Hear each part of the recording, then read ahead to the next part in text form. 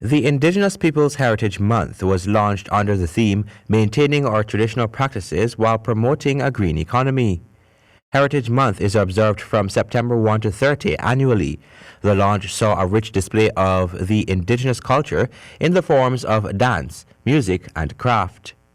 Minister within the Ministry of Indigenous Peoples Affairs, Valerie Garrido-Low, speaking at the launch, alluded to the fact that while her ministry is cognizant of the need for more work to be done for Ghana's indigenous peoples, much has been done by the coalition government to empower the country's indigenous peoples, both socially and economically.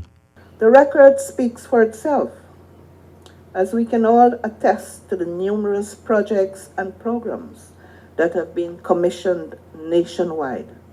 Youths are being trained in skill areas and prepared for immediate employment.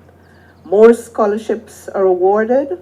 Women are being trained and equipped with tools to earn for themselves and families. More women are participating in leadership. Sports in the indigenous communities have improved through heavy clinical intervention and support. Heritage Month will see activities being held across the country with celebrations in the various indigenous villages and plans to draw together Guyanese and tourists from all walks of life, Minister of Indigenous Peoples Affairs Sidney Allicock said. George Simon, a Lokono Arawak artist and archaeologist and founder and mentor of the Lokono Artists Group, will be honored this year at the Heritage Art Exhibition to be held at the Castellani House. We are all inviting the members of the public to come and be a part of the opening ceremony, which will also be a family-oriented celebration.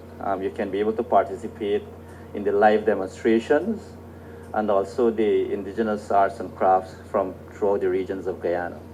The launch coincides with celebrations around the world for International Day of the World's Indigenous Peoples and marks the date of the inaugural session of the Working Group on Indigenous Populations at the United Nations in 1982.